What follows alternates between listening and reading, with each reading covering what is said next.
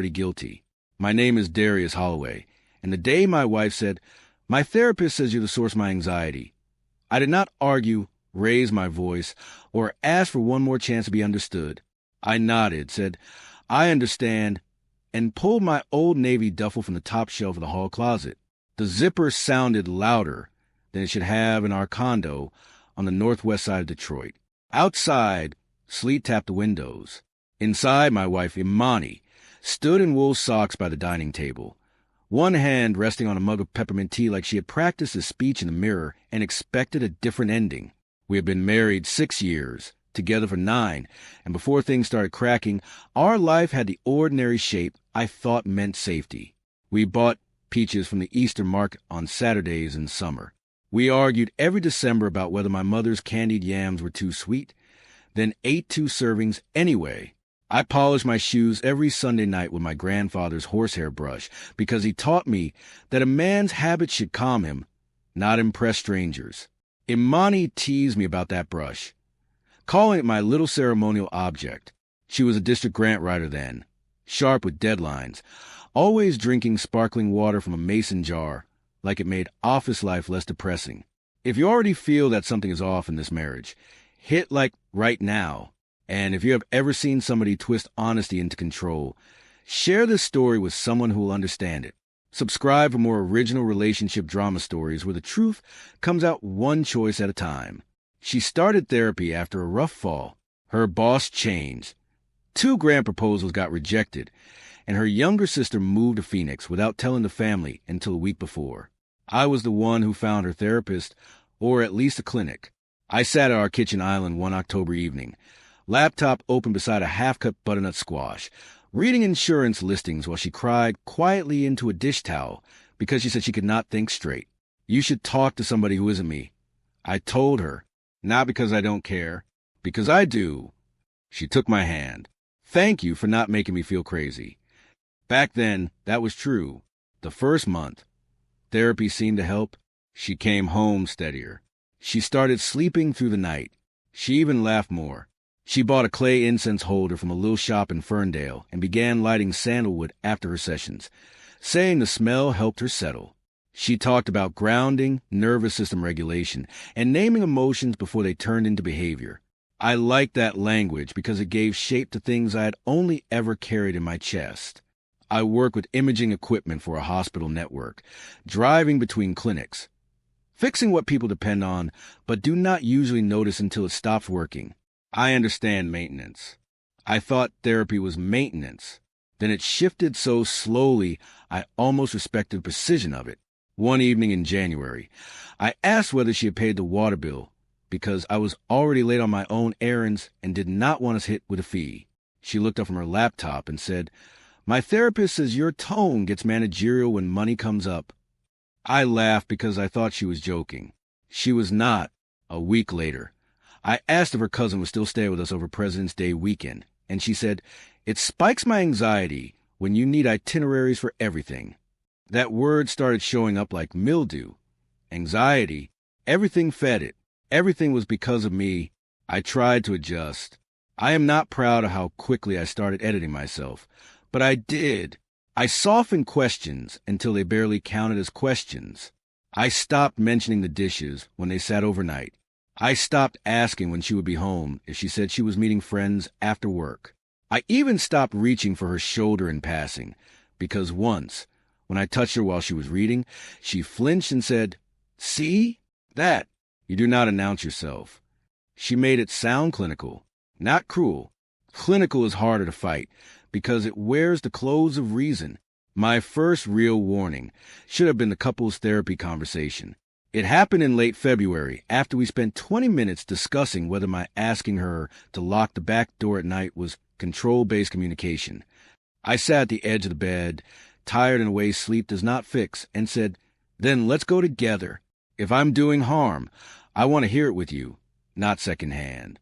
She folded a sweater with unnecessary precision and said, "My therapist says joint sessions can become a stage for manipulative partners." I remember staring at her hands. Her wedding ring clicked against the dresser wood. That tiny sound bothered me more than the words. The condo itself started to feel divided, not physically, Spiritually, my record stayed stacked in the den beside the turntable and the small fig tree I kept near the window, her side spread. A meditation cushion in the living room. Tea tins lined like soldiers on the counter. Therapy books face up on the coffee table with underlined passages about emotional safety. She left one open once to a page about coercive domestic environments.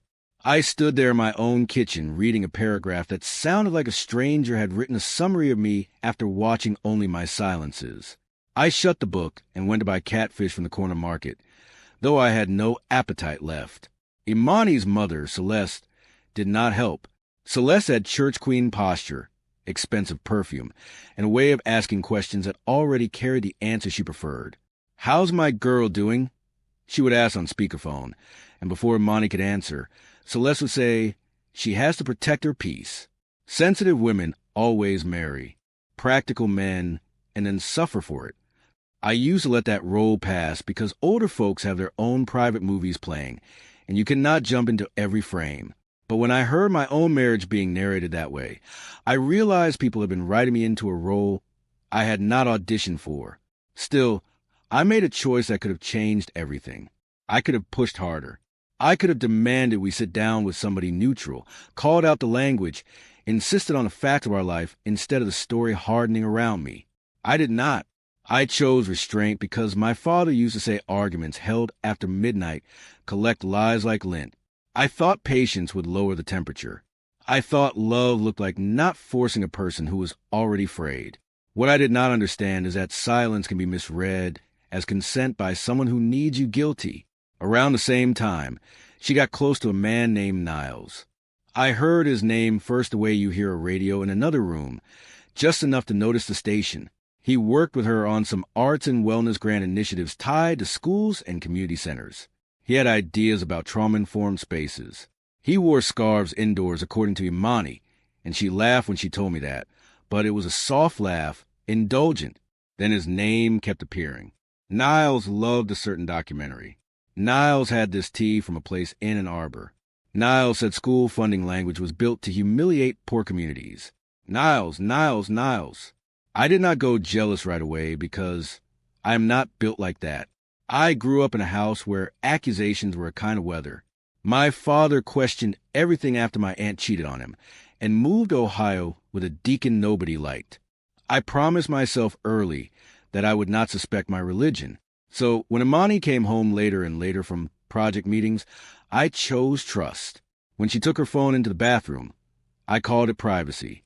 When she bought a new perfume that smelled like bergamot and smoke instead of the vanilla she always wore, I told myself people change. Spring came late that year. Detroit had that gray. What mood it gets when winter is technically gone, but still sitting on the porch. One Thursday, I stopped at a diner near Livernois after servicing a machine on the west side and saw Imani through the window before she saw me. She was in a booth with a man in a camel coat, leaning in, smiling with both hands around her coffee cup. Niles, though I had only seen him once before from a distance at a school fundraiser. Nothing about the scene was explicit. No kisses, no reaching, just intimacy with its shoes off. I stood there under the diner awning with rain needling my collar and made my second decision point. I could have walked in, introduced myself, and forced daylight onto whatever I was looking at. Instead, I turned around and left. Part of it was pride. I did not want to be the husband making a public scene over what could still be explained. Part of it was fear. Once you ask a question directly, you cannot go back to not knowing. I drove to Belle Isle instead and sat in my car watching the river buckle under the wind until my windshield fogged. When I got home that night, she mentioned the diner herself. "I met with Niles after work," she said while washing blueberries in the sink. "We had to rework a proposal." Her voice was smooth. I watched her rinse fruit that did not need that much rinsing. "Could have told me," I said. She shrugged. "I did not want to feel monitored every time I have coffee with a colleague." That word again. Monitored. I felt something small and important move inside me then. Not a break. A shift, like a picture frame going crooked on a wall. After that, the house became full of facts that refused to sit still. She started sleeping with her back to me and called it needing sensory space. She switched her phone password, though we had never hidden those things from each other. She accused me of hovering when I asked whether she would be at my niece's choir recital like she promised. "Your family events are loaded for me right now," she said. Loaded. My niece, who was 11 and nervous because she had a solo. I went alone. On the drive home, my mother asked very quietly, "Is everything all right with you too?" I lied and said yes. The day it happened, the sentence itself arrived with ceremony. It was a Tuesday in April. I had spent most of the afternoon in Dearborn recalibrating a scanner and came home smelling faintly like metal and machine oil. Imani was already there, seated straight back to the table with her therapist's notebook open beside a bowl of untouched clementines. The sandalwood incense was burning, and Stevie Wonder played low from the speaker by the window, which annoyed me because she only put music on when she wanted a mood. "Can we talk?" she asked. I knew then this was not a real question. "My therapist says you are the source of my anxiety," she said, looking at me like she expected either collapse or confession. "Not the only source, but the central one. The patterns in our home, your need to know everything, your energy when I try to individuate." She said it was a spell. I looked at her for a long moment. My chest felt empty. Not tight. Empty. "I understand," I said. She blinked. I stood, walked down the hallway, and took the duffel from the closet. Behind me, a chair scraped hard against the floor.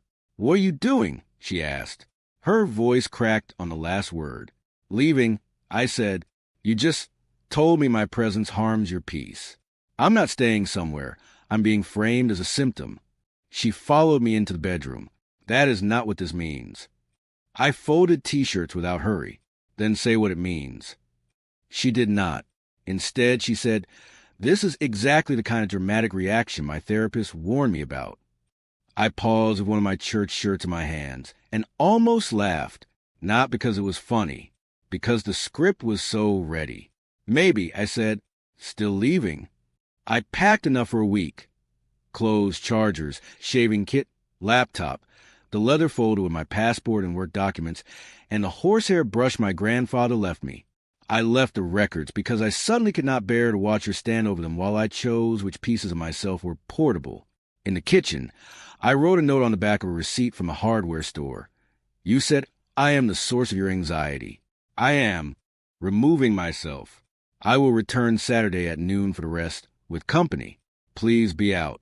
It was not dramatic. It was exact. I drove to my cousin Byron's place in Southfield. Byron repairs brass instruments for public schools and community bands, which means his garage always smells like valve oil and old felt. He opened the door before I knocked twice, looked at the duffel, then looked at my face. "Guest room," he said. "No questions." That kind of mercy can undo a man faster than pity. I sat on the edge of the spare bed, staring at a framed photo of his kids at Cedar Point, and felt the first wave hit. Not grief exactly. Humiliation.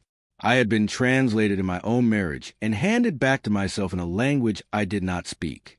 The first text came before midnight. "You are proving the point." The second, "You abandoned me in an activated state."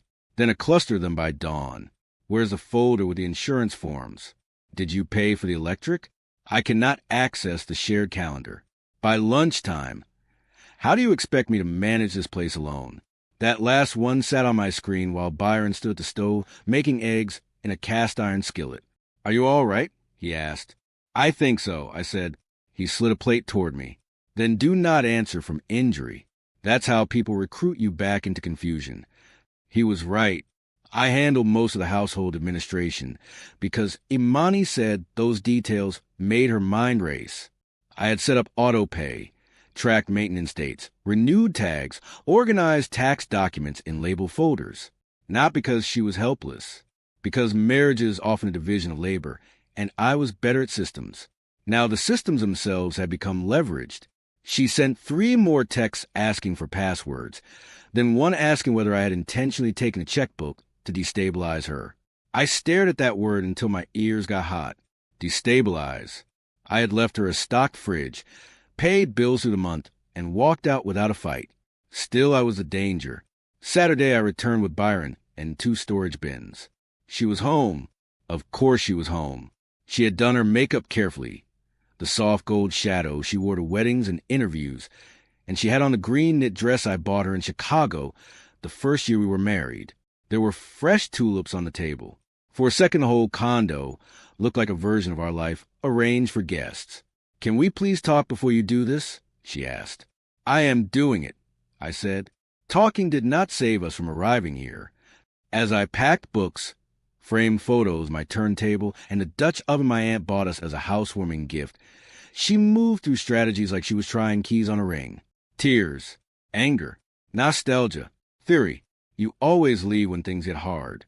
False. You refuse emotional accountability. Maybe sometimes, but not here. A regulated partner would stay present. "I'm not a concept," I said, lifting another box. "I'm your husband, or I was. You do not get to declare me harmful and still require me to remain available for comfort." Byron kept his eyes on the shelves, but I could feel his respect in the silence. Then she said something that stripped all the language off the bones. "I cannot afford this place by myself, Darius." There it was. Rent, utilities.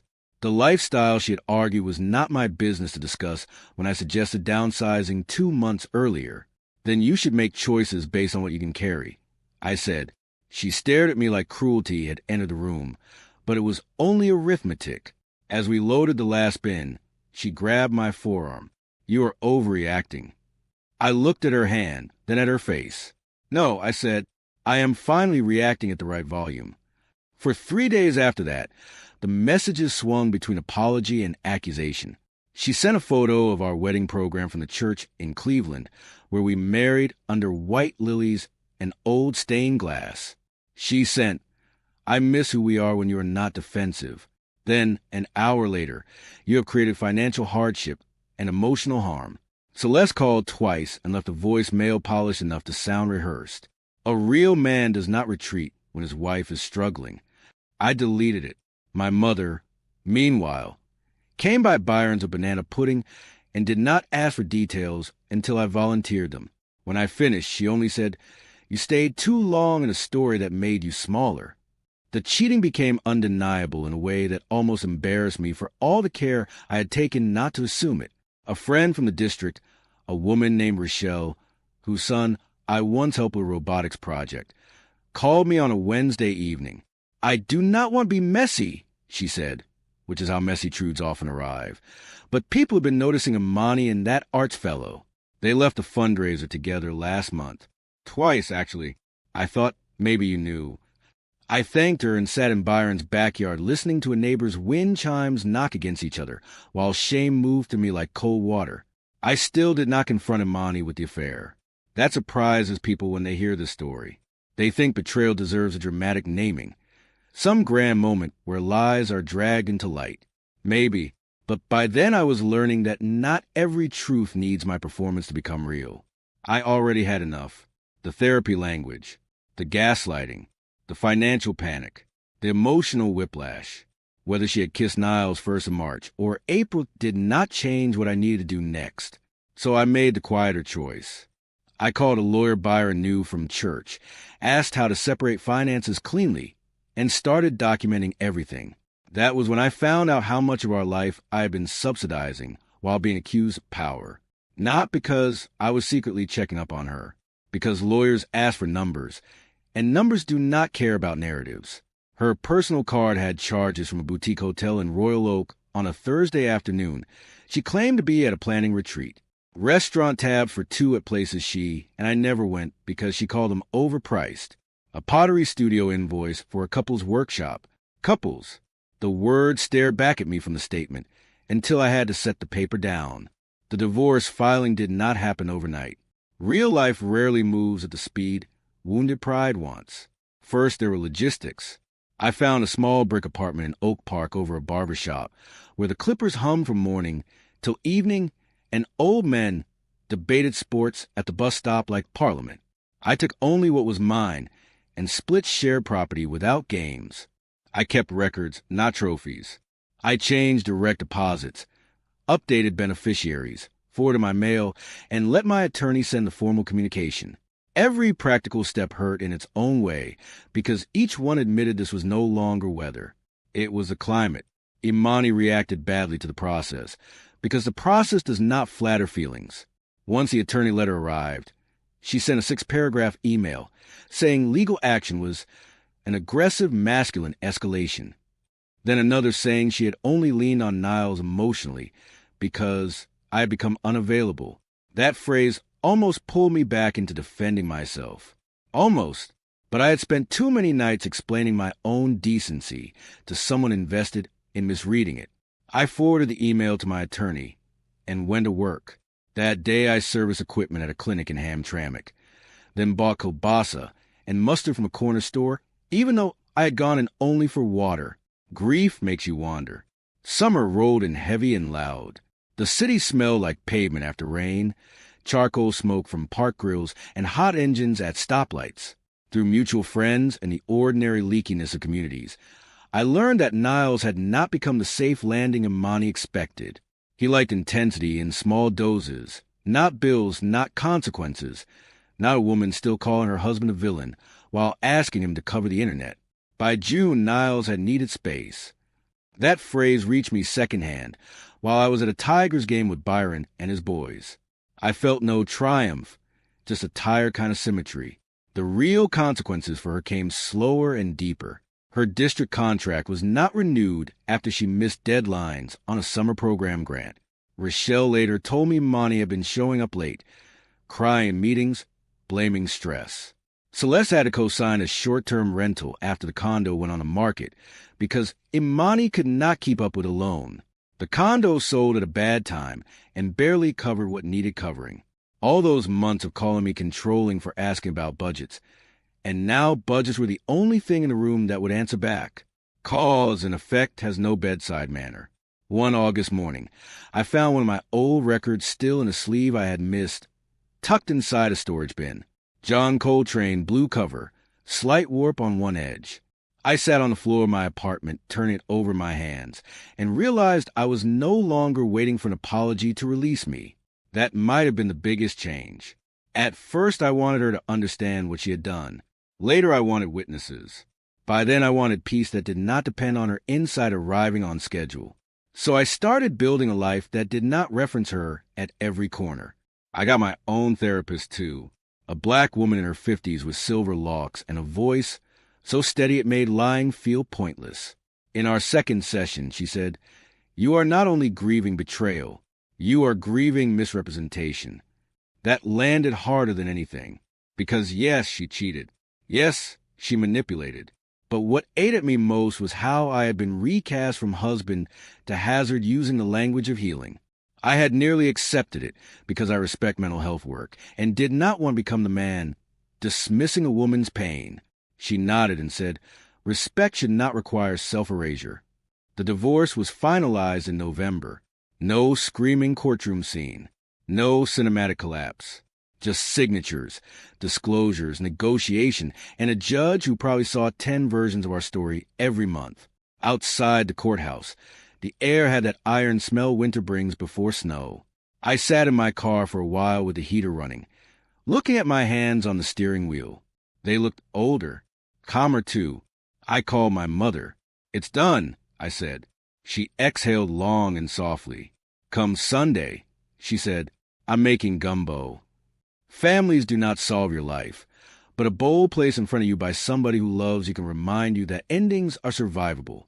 Imani reached out 2 months later by email, not to reconcile exactly, though there was enough longing in it to suggest she had imagined the possibility. She wrote that she was doing deep personal work and recognized that she had displaced a lot onto me. She admitted her relationship with Niles had started before I left, though she insisted it had been emotionally complex rather than physical at first, as if categories could save character. She said her therapist had encouraged her to externalize and that she took that too far. I read the email twice. Then I closed it without answering. Not every confession earns re-entry. There was one line in her email that stayed with me. "I did not think you would actually go." That was the truest thing she wrote. She had expected argument, persuasion, maybe some wounded speech proving how central she still was. She had counted on my loyalty being stronger than my boundary. A lot of people mistake steadiness for endless tolerance. I used to make that mistake about myself. I thought being a good husband meant absorbing more than was fair, because love was measured in endurance. It is not. Sometimes love is better measured by the moment you stop participating in your own distortion. I live differently now. I still polish my shoes on Sunday nights. I still buy peaches in summer, though now I carry them up to a third-floor apartment with no one waiting to ask whether I bought the organic ones.